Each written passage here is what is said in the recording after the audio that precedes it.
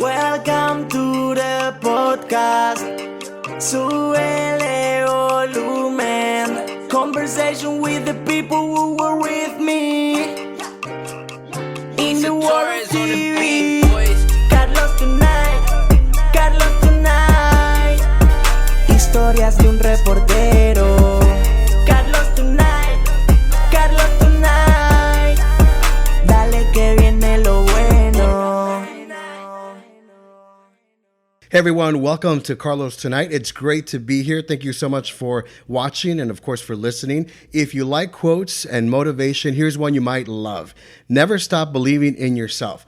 Those exact words are how many of us get through the tough times as we move from point A to point B. My guest this week strongly believes that, and I'm happy to be connecting with him today. Kyler Miles is the owner of a video production company called Making It Happen Productions. He's a fellow podcaster and storyteller. Kyler, welcome to the show. How are you?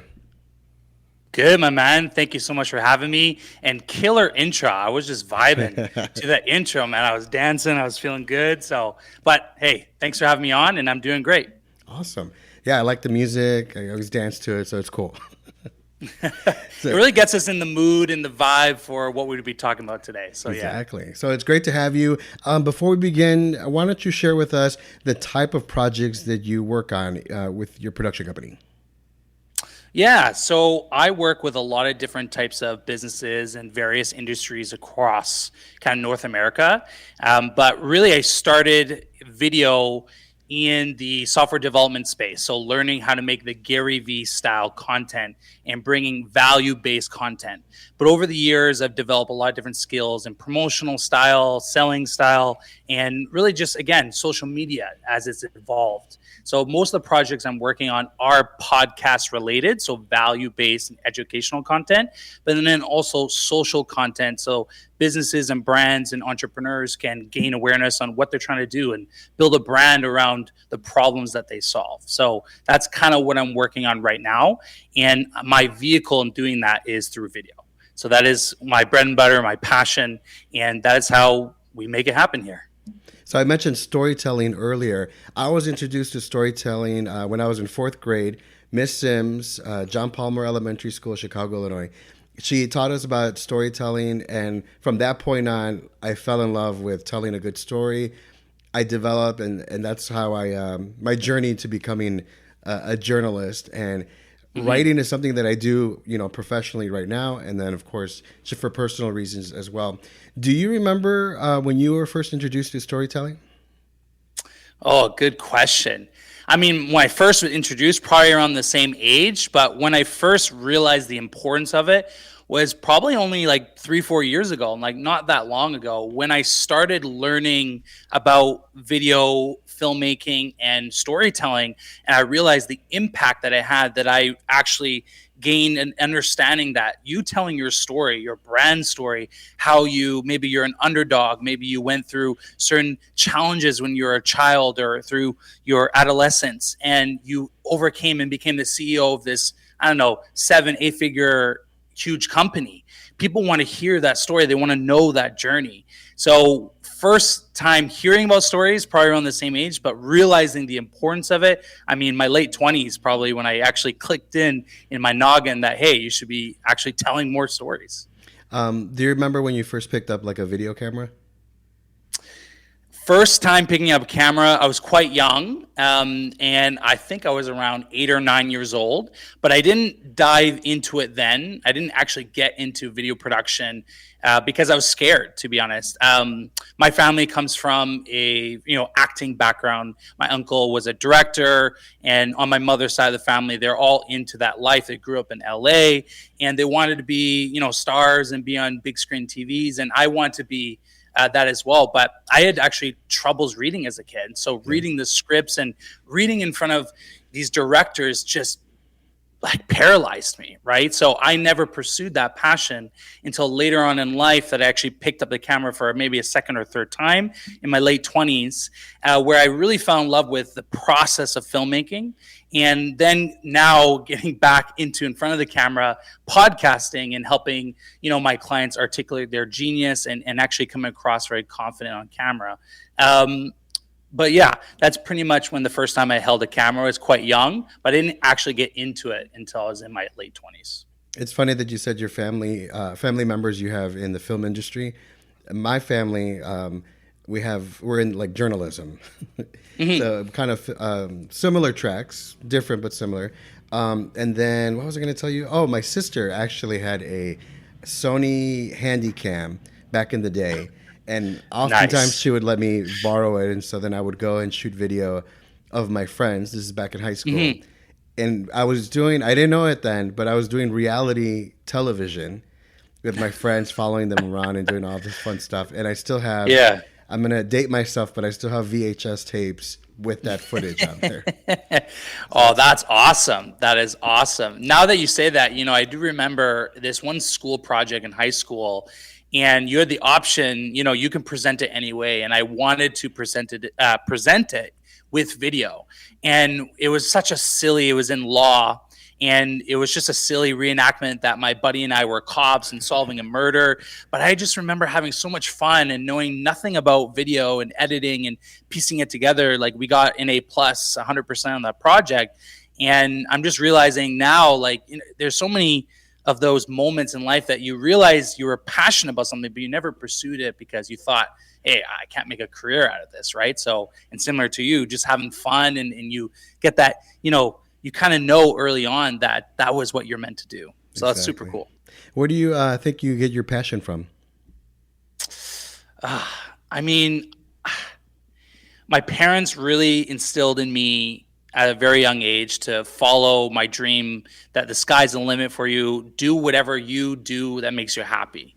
And for a long time, that was actually through dance. That was my first creative outlet, was hip hop and breakdancing.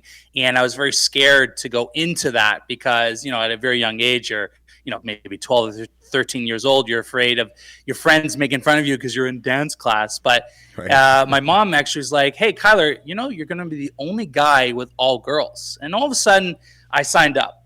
But that was the first little outlet that I had of creativity. But my passion really does come from just the love of it. I really do love the process of it. And you will know when you fall in love with either a career or a person, you just kind of have that feeling in your gut. It's hard to really describe, other than I just know for a fact this is what I'm meant to do. And that feeling may evolve as I get older and more knowledge and wiser. But as of right now, I know this is what I'm meant to do. And hopefully that answers your question, because Yeah, that's I'm still awesome. trying to figure it out. That's awesome. So over the summer, you were featured in New York Weekly. Tell us Yep. about that experience and how it all came about. Yeah, I mean, it was just funny, doing a project for a friend of a friend, and just through connections and having dinner with them, and all of a sudden, hey, I know this person, we got connected to the right people. It's all about And networking, right?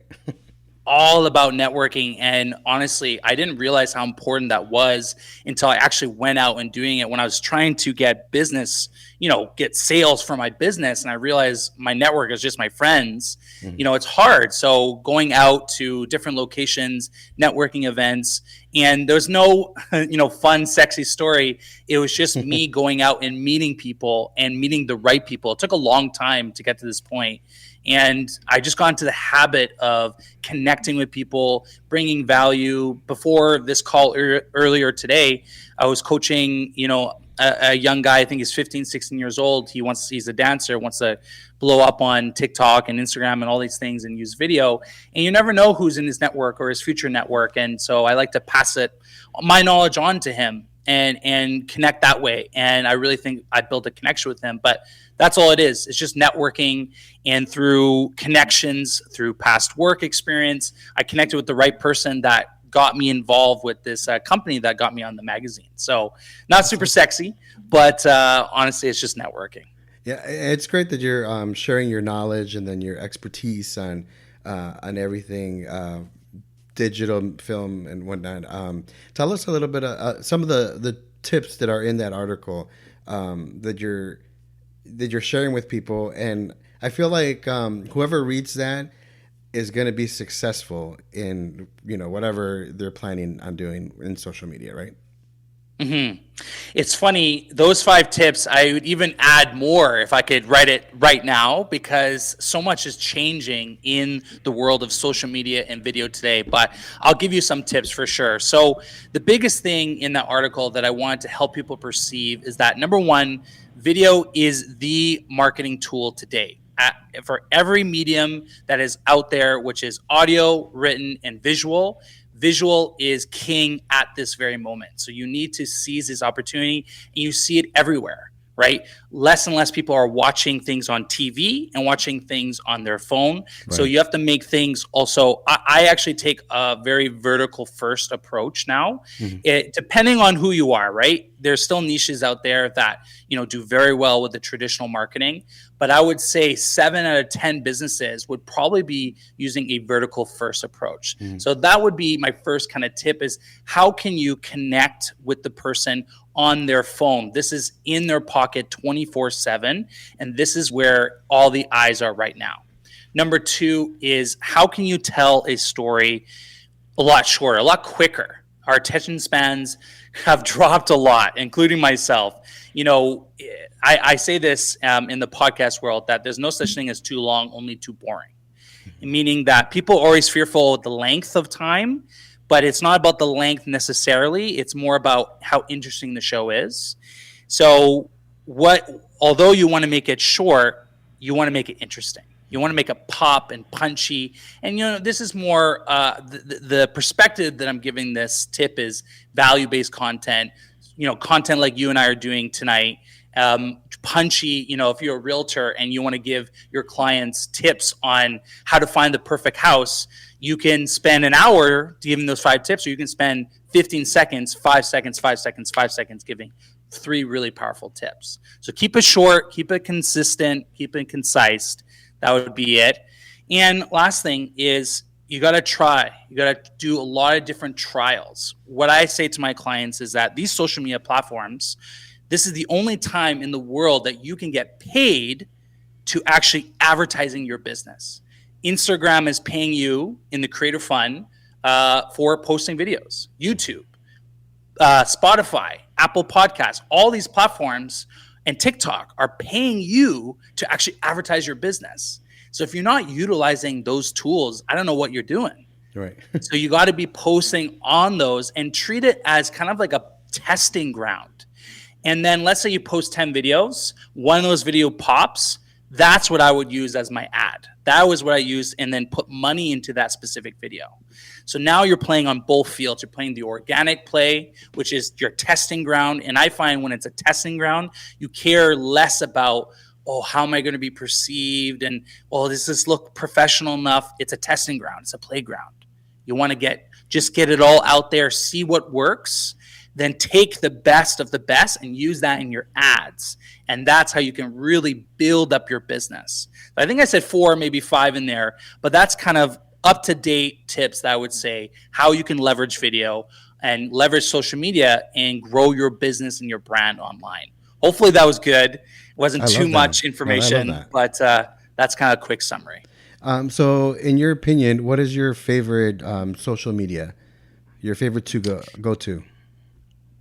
TikTok right now is my favorite. I mean, I open the app and 2 hours go by. Right? So I don't know if it's great in that way, but this is where the attention is. It's changing the game for every single platform. Facebook is trying to be like TikTok, Instagram, YouTube, even LinkedIn. They're all trying to mimic TikTok. So even if you are not a fan of it, that's where all the businesses are gravitating to. That's where businesses are happening. People are honestly becoming influencers overnight and growing their audience through this one platform. So that is the one thing I would go to, and you'd be shocked actually how many older people, because they think it's a young app, are on the app today. My father is, getting to his 70s and he's on the app and he loves it. Yeah. So, yeah, I'm trying to get my mom to check it out, but I'll send her some videos and she loves it. And I'll admit, last week I stayed up till 1 or 2 in the morning just on TikTok. Me too, brother. I mean, so easy. It sucks you in. Yes, sucks you in. I was reading somewhere where people are more on TikTok than they are watching videos on YouTube. Have you And read that? Netflix. The Netflix, And yeah. Netflix, TikTok, it beat Netflix in views. And Netflix is like, there's 3-hour movies on Netflix. Like, how is that even possible? Exactly. It's crazy. It's just So, crazy. how do we become successful on, say, TikTok? Great question. I would say it's a lot of trial and error. It's a lot of TikTok's a unique platform, right? Because unlike other platforms like Instagram and LinkedIn, where we focus a lot on production, what you see right now is a lot of production value. I love it because I'm passionate about photography and videography, and I like the look at this. But the biggest thing is they value content over the production. So if you want to succeed, focus on your content, meaning what are you saying to your audience? Right. What are you doing? What are you showing?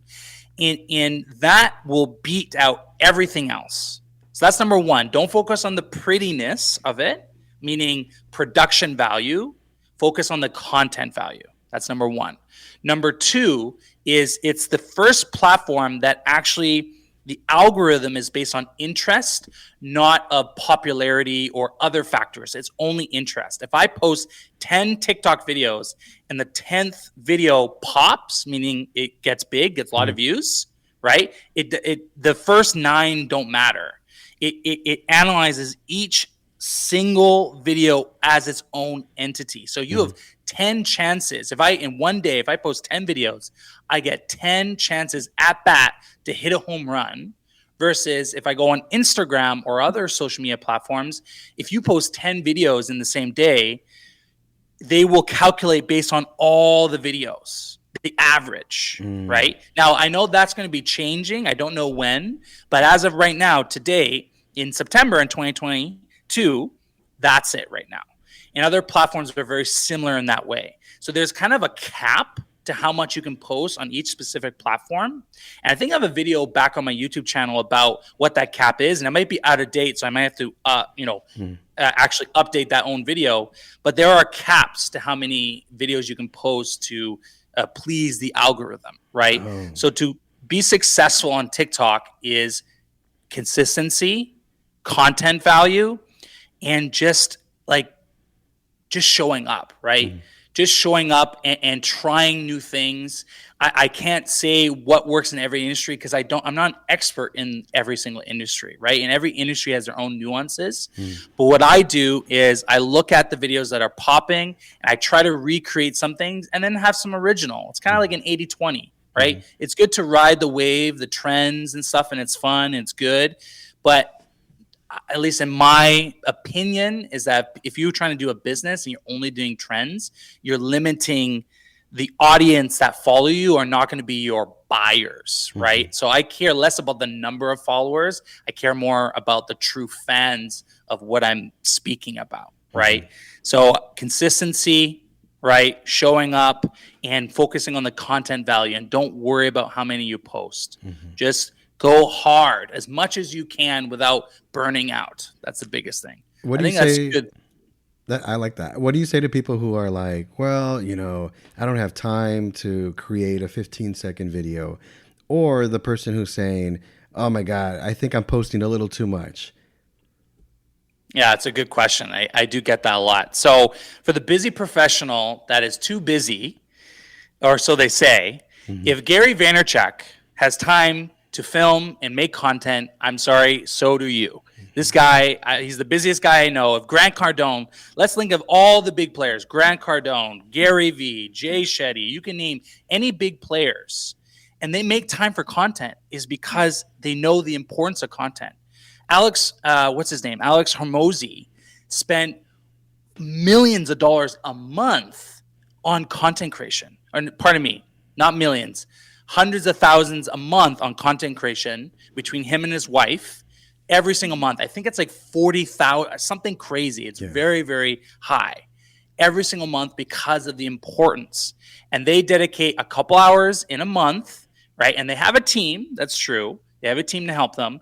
But I don't like the excuse as time. You do have time. You make time for what's important. That's number one. You can make time for it. Number two, if you want a strategy to help, create content, if you don't have a team behind you, what I use is the 3-hour rule, right? So an hour planning, an hour producing, and an hour of